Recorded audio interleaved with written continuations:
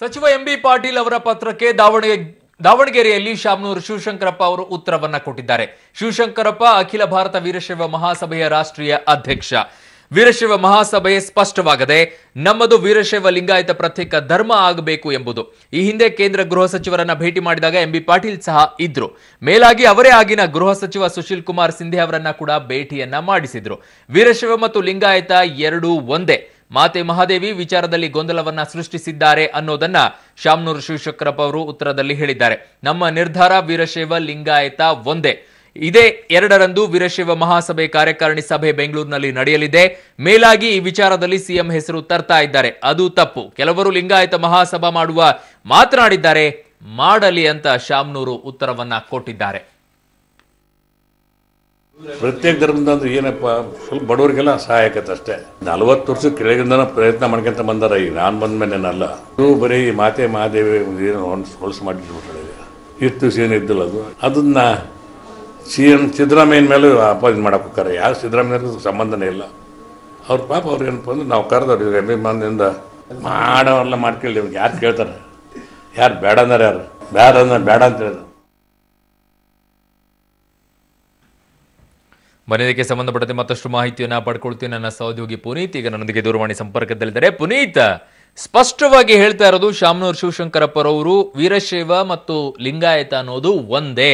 ಬರೀ ಲಿಂಗಾಯತ ಧರ್ಮ ಅನ್ನೋದಾದ್ರೆ ಒಪ್ಪಿಗೆ ಇಲ್ಲ ಅನ್ನೋದನ್ನ ಸ್ಪಷ್ಟವಾಗಿ ಹೇಳ್ತಾ ಇದ್ದಾರಾ? ಖಂಡಿತವಾಗ್ಲೂ ಅವರು ಏನಂತ ಹೇಳಿದ್ರೆ, ಏನು ಎಂಬಿ ಪಾಟೀಲ್ ಅವರು ಏನು ವೀರಶೈವ ಧರ್ಮ ಬೇರೆ ಮತ್ತೆ ಲಿಂಗಾಯತ ಧರ್ಮ ಬೇರೆ ಅನ್ನುವಂತಹ ಮಾತುಗಳನ್ನು ಸಹ ಹೇಳಿದ್ರು. ಅದೇ ರೀತಿಯಾಗಿ ಅದಕ್ಕೆ ಉತ್ತರವಾಗಿ ಶಾಮನೂರು ಅಂದ್ರೆ ವೀರಶೈವ ಮಹಾಸಭಾದ ರಾಷ್ಟ್ರೀಯ ಅಧ್ಯಕ್ಷರಾದಂತಹ ಶಾಮನೂರು ಶಿವಶಂಕರಪ್ಪ ಅವರು ಇವತ್ತೊಂದು ಹೇಳಿಕೆಯನ್ನು ನೀಡಿದರೆ, ವೀರಶೈವ ಮತ್ತೆ ಲಿಂಗಾಯತ ಧರ್ಮ ಎರಡೂ ಒಂದೇ, ಯಾವ ಬೇರೆ ಅಲ್ಲ. ಮತ್ತೆ ಎರಡೂ ಧರ್ಮಗಳನ್ನು ಒಂದು ಮಾಡುದು ಅಂದ್ರೆ ಪ್ರತ್ಯೇಕ ಧರ್ಮಗಳನ್ನ ಎರಡು ಏನು ವೀರಶೈವ ಮತ್ತೆ ಲಿಂಗಾಯತರನ್ನು ಪ್ರತ್ಯೇಕವಾಗಿ ಧರ್ಮವನ್ನು ಮಾಡಬೇಕಂತದ್ದು ಕಳೆದ ಹಲವಾರು ವರ್ಷಗಳ ಹಿಂದೆ ಕೇಂದ್ರಕ್ಕೆ ನಾವು ಮನವಿ ಮಾಡಿದ್ವಿ.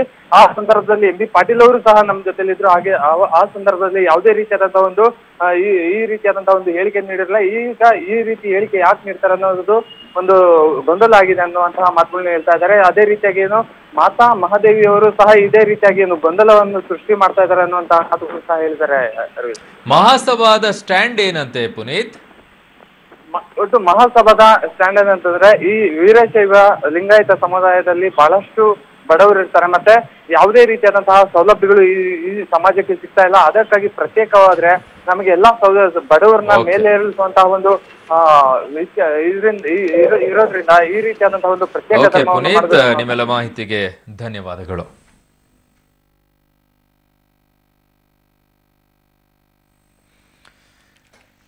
ಒಂದು ಕಡೆ ಎಂಬಿ ಪಾಟೀಲ್ ಅವರು ಹೇಳ್ತಾ ಇರೋದು ಲಿಂಗಾಯತ ಧರ್ಮವಂತ ಮಾಡಬೇಕು, ವೀರಶೈವವನ್ನ ಹೊರಗಡೆ ಇಡಬೇಕು ಅನ್ನೋದನ್ನ ಒತ್ತಾಯವನ್ನ ಮಾಡ್ತಾ ಇದ್ದಾರೆ. ಮಗದೊಂದು ಕಡೆ ಅದಕ್ಕೆ ಉತ್ತರವಾಗಿ ಶಾಮನೂರು ಶಿವಶಂಕರಪ್ಪರವರು ಇವತ್ತು ದಾವಣಗೆರೆಯಲ್ಲಿ ಉತ್ತರವನ್ನ ಕೊಟ್ಟಿದ್ದಾರೆ. ವೀರಶೈವ ಮತ್ತು ಲಿಂಗಾಯತ ಅನ್ನೋದು ಒಂದೇ ಅನ್ನೋದನ್ನ ಸ್ಪಷ್ಟವಾಗಿ ಹೇಳ್ತಾ ಇದ್ದಾರೆ. ಹಾಗಾಗಿ ಇದರಿಂದ ಬಡವರಿಗೆ ಲಾಭ ಆಗುತ್ತೆ. ಇದರಲ್ಲಿ ಯಾವುದೇ ರೀತಿಯಾದಂತಹ ರಾಜಕೀಯ ಮಾಡೋದು ಬೇಡ, ಮುಖ್ಯಮಂತ್ರಿಗಳಿಗೂ ಕೂಡ ಇದರಲ್ಲಿ ತರೋ ಅವಶ್ಯಕತೆ ಇಲ್ಲ ಅನ್ನೋ ಮಾತನ್ನ ಶಾಮನೂರು ಅವರು ಹೇಳಿದ್ದಾರೆ. ಸಂವಿಧಾನಿಕ ಪೂರ್ವದಲ್ಲಿ ಏನು ಲಿಂಗಾಯತ ಧರ್ಮ ಅಸ್ತಿತ್ವದಲ್ಲಿರಬೇಕು. ನಾನು ವೀರಶೈವ ಮಹಾಸಭೆಗೆ ವಿನಂತಿಯನ್ನು ಮಾಡ್ಕೊಂಡಿದ್ದೀನಿ. ನಾನು ಮಾಡಿದ್ದು ಕೂಡ ಸಹಿ ಮಾಡಿದ್ದು ತಪ್ಪು. ವೀರಶೈವ ಮಹಾಸಭಾ ಕೂಡ ಅದು ವೀರಶೈವ ಲಿಂಗಾಯತ ಸ್ವತಂತ್ರ ಧರ್ಮ ಅನ್ನೋದು ತಪ್ಪು. ಇದು ಲಿಂಗಾಯತ್ ಸ್ವತಂತ್ರ ಧರ್ಮ ಆಗಬೇಕು.